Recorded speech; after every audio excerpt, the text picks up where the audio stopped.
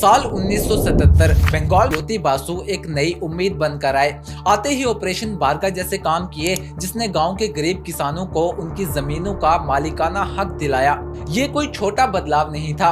सदियों से जिन किसानों को जमींदारों की पैरों की जूती समझा जा रहा था, उन्हें रातों रात अपनी जमीनों पर मालिकाना हक मिल गया। सरकार ने पंचायतों को इतनी ताकत दे दी कि अब दिल्ली या कोलकाता से आने वाला पैसा सीधा गाँव के विकास में लगने लगा। ज्योति बासु की इज्जत भगवान की तरह होने लगी। गांव के लोग लाल झंडे को अपनी शान समझने लगे। लेकिन धीरे धीरे इस मजबूती ने अंधकार को जन्म दिया। कम्युनिस्ट को लगने लगा कि अब उन्हें कोई नहीं हटा सकता।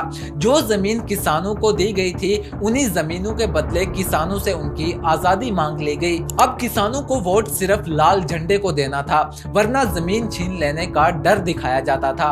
और यही से उस मसीहा की तानाशाह बनने की शुरुआत हुई। हर गांव, हर गली, हर मोहल्ले में एक लोकल कम्युनिटी बना दी गई। अगर आपको सरकारी राशन चाहिए, बच्चों का स्कूल में एडमिशन करवाना है या हॉस्पिटल में बेड चाहिए, तो सबसे पहले लोकल कम्युनिटी के दफ्तर में जाकर हाजिरी लगानी पड़ती थी। ये एक ऐसा जाल था जिसमें पूरा बंगाल फंस गया था। पुलिस थानों में वर्दी तो पुलिस की होती थी, लेकिन हुक्म पार्टी दफ्तर से आता था। अगर आपने गलती से पार्टी के खिलाफ कुछ कह दिया तो आपको समाज से बाइकआउट किया जाता। दुकान वाले आपको सामान नहीं देते, लोग आपसे बात करना कम कर देते और यहाँ तक कि आपके परिवार को गांव छोड़ने पर मजबूर किया जाता। इसी को बंगाल में कैडरे राज कहा गया। इस राज ने लोगों के मन में नफरत तो भर दी थी, लेकिन डर इतना गहरा था कि कोई भी अपना सर उठाकर बोलने की हिम्मत नहीं करता था। वामपंथ के इस राजनीतिक महल में दरार तब आई जब ज्योति बासु के बाद बुद्धादेव भट्टाचार्य जी मुख्यमंत्री बने। ज्योति बासु पुराने और मजे हुए खिलाड़ी थे। वो ये अच्छे से जानते थे कि जनता की नब्ज कैसे पकड़ी जाती है। लेकिन बुद्धादेव भट्टाचार्य जी थोड़े अलग मिजाज के थे। वो जल्दबाजी में थे और बंगाल को रातों रात विकसित बनाना चाहते थे।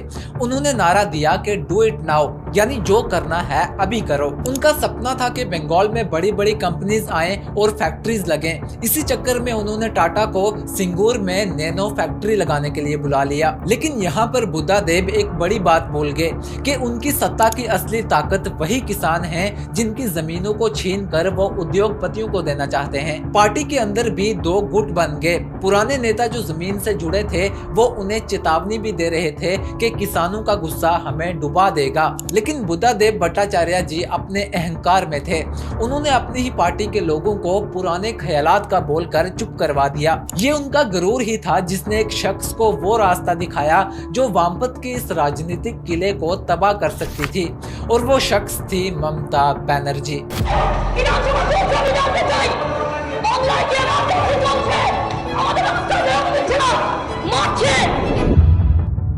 ममता बनर्जी के पिता परमलेश्वर बनर्जी कांग्रेस के समर्थक थे और सरकारी ठेकेदार थे जो कंस्ट्रक्शन का काम करते थे। लेकिन 42 साल की उम्र में ममता के पिता की मौत हो जाती है।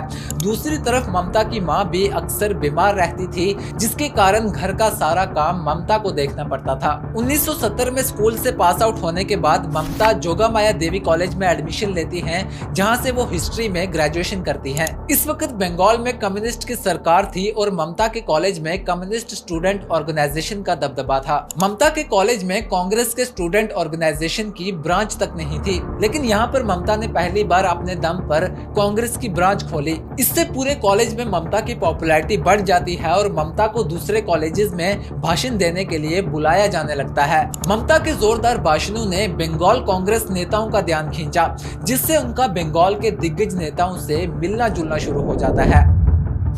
इधर इमरजेंसी के बाद सेंटर में इंदिरा गांधी की बुरी हार होती है और मोरारजी देसाई देश के पहले नॉन कांग्रेसी पीएम बनते हैं। 1984 में देश में दोबारा लोकसभा चुनाव की घोषणा होती है।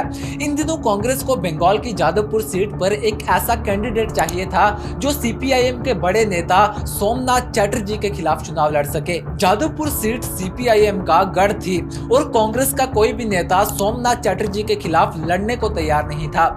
इस बीच सुब्रता मुखर्जी ने ममता बनर्जी का नाम आगे किया। ममता बनर्जी का ये पहला बड़ा चुनाव था। उन्होंने अपनी रैलीज में ऐसे भाषण दिए जिससे उनके और जनता के बीच एक स्ट्रॉन्ग कनेक्शन बन जाता है। इस इलेक्शन के कैंपेन में ममता ने अपनी पूरी जान लगा दी, यहाँ तक कि वो अपने पोस्टर भी खुद बनाती थी। लेकिन सोमनाथ चटर्जी ने ममता को सीरियसली नहीं लिया। उन्हें लगा कि जादवपुर जैसी सेफ सीट पर उनकी आसानी से जीत हो जाएगी। लेकिन जब रिजल्ट आए तो सबके होश उड़ गए। 29 साल की ममता बनर्जी ने सोमनाथ चटर्जी जैसे बड़े नेता को 19,660 वोट्स के बड़े अंतर से हरा दिया। 1999 के लोकसभा चुनाव में ममता बनर्जी फिर से जादवपुर सीट से लड़ती हैं, लेकिन इस बार CPIM की मालिनी भट्टाचार्य ममता बनर्जी को 30,900 वोट से हरा देती हैं। फिर भी ममता ने ग्राउंड पर लड़ना नहीं छोड़ा और CPIM के निशाने पर बनी रही। अगस्त 1990 में कोलकाता के अंदर पुलिस फायरिंग में 3 लोगों की मौत हो जाती है। इसके खिलाफ 16 अगस्त को बंद बुलाया जाता है, जिसे साउथ कोलकाता के हजरा में ममता बनर्जी लीड कर रही थी। इसी दौरान लेफ्ट फ्रंट के कार्यकर्ता लाठी, डंडे और लोहे की रॉड के साथ मार्च पर हमला कर देते हैं। इस हमले में ममता बनर्जी का सर फोड़ दिया जाता है। एम्बुलेंस में स्ट्रेचर पर लेटी ममता बनर्जी की तस्वीर बंगाल की कम्युनिस्ट सरकार की हिंसा का प्रतीक बन जाती है। इस घटना के बाद ममता बनर्जी को पूरे बंगाल में घर घर पहचाना जाने लगा। इसके साथ ही राजीव गांधी ने ममता बनर्जी को अपनी पार्टी के सीनियर नेताओं के खिलाफ जाकर वेस्ट बंगाल के यूथ कांग्रेस का अध्यक्ष बना दिया। 1991 के लोकसभा चुनाव में ममता बनर्जी को जादवपुर सीट की जगह साउथ कोलकाता सीट से खड़ा किया जाता है, जहां उनका मुकाबला CPIM के नेता विप्लव दास गुप्ता से था और इस चुनाव में ममता बनर्जी 93,663 वोट से जीत जाती है। ममता बनर्जी की बढ़ती पॉपुलैरिटी को देख वेस्ट बंगाल के कांग्रेस नेताओं से उनकी अनबन बढ़ने लगती है। ये टकराव पहली बार 1992 में बंगाल कांग्रेस प्रेसिडेंट के चुनाव के दौरान सामने आता है, जब कोलकाता के हिंदुस्तान कॉपर गेस्ट हाउस में एक मीटिंग बुलाई जाती है। इस मीटिंग में ममता बनर्जी और प्रणब मुखर्जी के बीच झगड़ा हो जाता है। इसके बाद ममता बनर्जी खुद ही प्रेसिडेंट इलेक्शन के लिए उतर जाती है।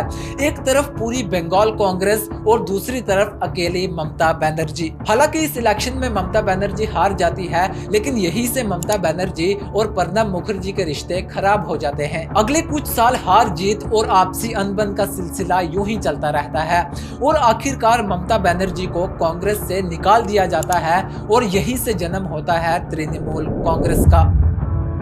1 जनवरी 1998 ऑल इंडिया तृणमूल कांग्रेस को एक अलग पार्टी का दर्जा और इलेक्शन सिंबल मिल जाता है। अपनी अलग पार्टी बनाने के बाद ममता बनर्जी बीजेपी के साथ नजदीकियां बढ़ाने लगती है।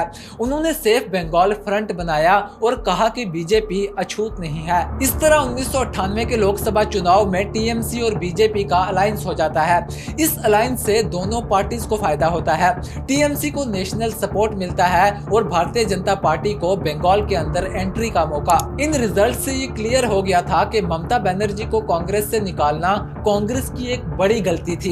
इलेक्शन रिजल्ट्स के बाद अटल बिहारी वाजपेयी ने सरकार बना ली और प्राइम मिनिस्टर बन गए और ममता ने इस सरकार को बाहर से सपोर्ट दिया। हालांकि बीजेपी के साथ अलायंस से मुस्लिम वोट बैंक्स होने का डर था, लेकिन फिर भी उन्होंने अपना सपोर्ट जारी रखा।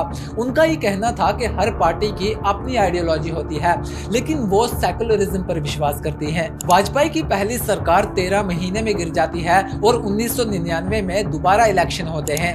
इस बार TMC को 8 सीट्स आती हैं। ममता बनर्जी लगातार तीसरी बार साउथ कोलकाता से जीत जाती हैं और CPIM के शुभांकर चक्रवर्ती को 2.14 लाख वोट से हरा देती हैं। पूरे देश में नेशनल डेमोक्रेटिक अलायंस को 270 सीट्स मिलती हैं और वाजपेयी तीसरी बार प्राइम मिनिस्टर बन जाते हैं। इस जीत के साथ ममता बनर्जी इंडिया की पहली महिला रेल मिनिस्टर बन जाती हैं। लेकिन मार्च 2001 में तहलका के स्टिंग ऑपरेशन के बाद TMC NDA से अपना सपोर्ट वापस ले लेती है। इस पूरे स्टिंग ऑपरेशन में बीजेपी के प्रेसिडेंट बांगरू लक्ष्मण पर भ्रष्टाचार के आरोप लगते हैं। इसके बाद ममता बनर्जी 2001 वेस्ट बंगाल इलेक्शन के लिए कांग्रेस के साथ अलायंस कर लेती है, लेकिन लेफ्ट फ्रंट 188 सीट्स के साथ फिर से इलेक्शन जीत जाता है। TMC कांग्रेस अलायंस को सिर्फ 86 सीट्स मिलती है। ममता बनर्जी इस हार का दोष बीजेपी के रेवेंज पॉलिटिक्स और इलेक्शन कमीशन पर बायस को देती हैं। सितंबर 2003 में ममता बनर्जी फिर से यू टर्न लेती है और एनडीए में वापस चली जाती है। पहले उन्हें बिना पोर्टफोलियो के मिनिस्टर बनाया जाता है और फिर जनवरी 2004 में उन्हें कोल एंड माइंस मिनिस्ट्री दे दी जाती है। इस वक्त बीजेपी पर 2002 गुजरात दंगों के आरोप लग रहे थे, लेकिन फिर भी ममता ने 2004 का लोकसभा इलेक्शन बीजेपी के साथ मिलकर लड़ा। इस इलेक्शन में टीएमसी सिर्फ एक सीट जीत पाती है जो खुद ममता की होती है, बाकी सारे के सारे कैंडिडेट्स हार जाते हैं। 2006 वेस्ट बंगाल असेंबली इलेक्शन ममता बीजेपी के साथ ही लड़ती हैं, लेकिन इस बार टीएमसी को सिर्फ 30 सीट ही जाती हैं। 2001 की 60 सीट से भी आधी, और ये ममता के पॉलिटिकल करियर का सबसे बुरा दौर था। लेकिन फिर आता है टर्निंग पॉइंट। 2006 में रतन टाटा ने 1 लाख रुपए की कार टाटा नैनो लॉन्च करने का अनाउंस किया। इसके लिए बुद्धादेव भट्टाचार्य जी ने 1000 एकड़ जमीन देने का फैसला किया और सिंगूर को प्रोजेक्ट के लिए चुना गया। लेकिन जब किसानों से जमीन ली जाने लगी तो प्रोटेस्ट शुरू हो गए। ममता बनर्जी ने इस मौके पर किसानों को सपोर्ट किया और भूख हड़ताल पर बैठ गई। इसी बीच 14 मार्च 2007 को नंदीग्राम में पुलिस फायरिंग होती है, जिसमें 14 लोग मर जाते हैं। ये फायरिंग तब हुई जब सरकार यहाँ एक पेट्रोकेमिकल प्रोजेक्ट शुरू करना चाहती थी और किसान इसका विरोध कर रहे थे। ममता ने इस इशू को उठाया और स्पेशल इकोनॉमिक जोन का विरोध किया। इससे लेफ्ट के कई सपोर्टर्स ममता के साथ आ गए। आखिरकार 2008 में ही रतन टाटा ने सिंगूर से अपना नैनो प्लांट हटा लिया और इसके लिए ममता बनर्जी को जिम्मेदार बताया। सिंगूर और नंदीग्राम मूवमेंट ने ममता बनर्जी के पॉलिटिकल करियर को पूरी तरह बदल दिया।